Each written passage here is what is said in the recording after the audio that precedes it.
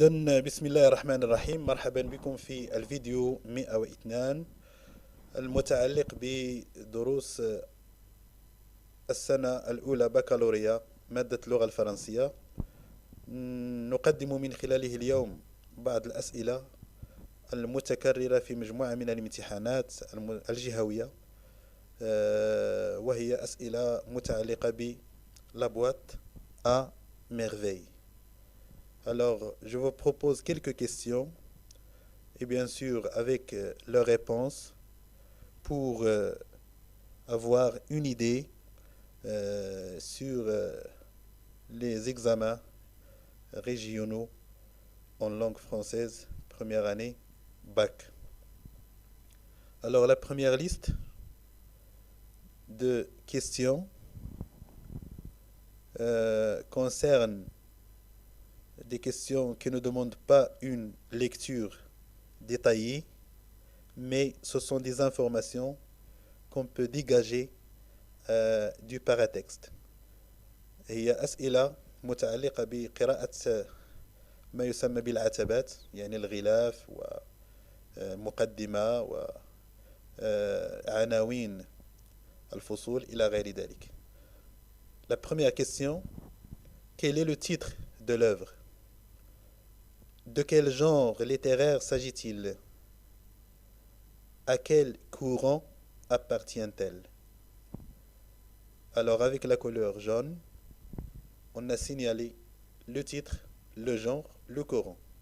Alors, pour le titre, vous le connaissez déjà, c'est La boîte à merveille, écrite en 1952 et publiée en 1954.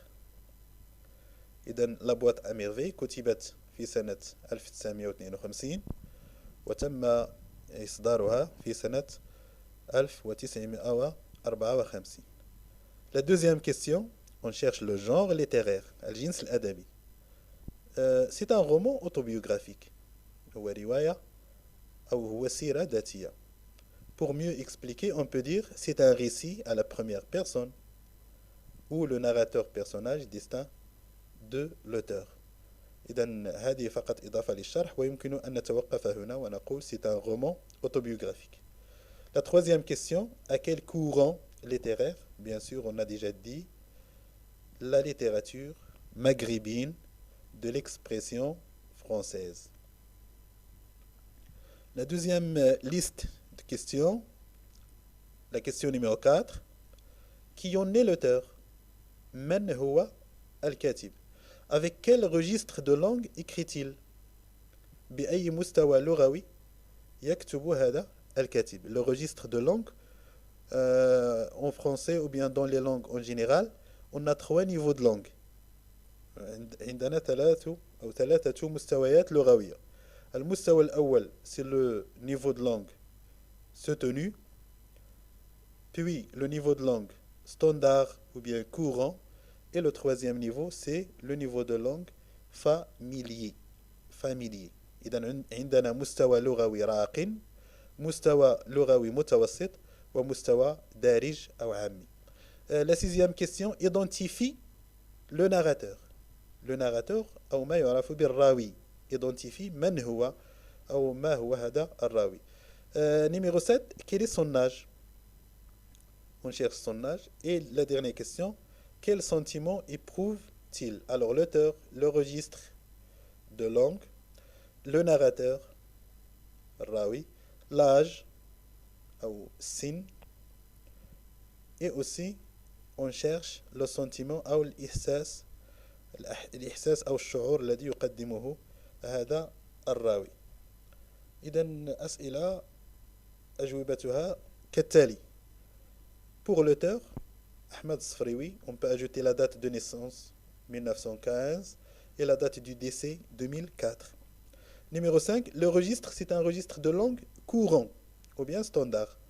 إذن هذا الكاتب يستعمل مستوى لغوي متوسط، ليس راق كتابة يعني soutenu، وليس فاميليي أو دارج، فهو لغته لغة متوسطة تفهمها فئة كبيرة من الناس. Identifier son narrateur, Sidi Mohamed, c'est le narrateur de La boîte à merveille. Sidi Mohamed, le petit enfant de 6 ans, comme vous voyez dans la question numéro 7. Quel est son âge? C'est un enfant de 6 ans. C'est très bien. Alors, pour la 8e question, quel sentiment éprouve-t-il? عن أي شعور يعبر عن شعور la solitude أو الوحدة أو العزلة. La solitude. La solitude, c'est un thème aussi de la boîte à merveille. On passe directement à la question numéro 9. Cite quelques personnages principaux. Cite, ça veut dire اعطي أو اجرد أو عدد مجموعة من الشخصيات الأساسية. Il y en a beaucoup. Par exemple, Sidi Mohamed, son père Abdeslam, sa mère Zubida. Ce sont des personnages principaux. Et on trouve aussi des personnages secondaires. La voyante, Driss Laouad, Rahma, Zineb, Fatma Bziouia, Lalla Isha, le Fqih. Et bien entendu, on peut trouver d'autres en lisant les chapitres de la boîte à merveille. Alors, avec la couleur jaune, je vous ai proposé les personnages principaux. La 10e question, où? Où se déroulaient les événements du récit? Alors, quand on pose la question avec cet adverbe où, on cherche le lieu, on cherche la place, on cherche les lieux dans lesquels passent les événements du récit. Bien entendu, il y en a beaucoup de lieux et on peut les classer aussi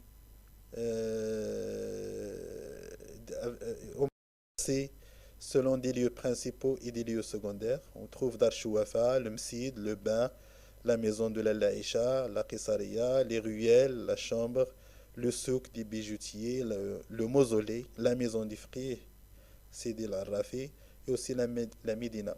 Alors, tous ces lieux sont présents dans la boîte à merveille. Et vous voyez, il y a des mots en arabe. هناك كلمات باللغة العربية بحال دار الشوافة المسيد أو الجامع قصرية وهنا يمكن أن نقول بأن الكاتب يستعين ب لو لونغاج فاميلي أو مستوى اللغة الدارج أو العامي أو المتداول.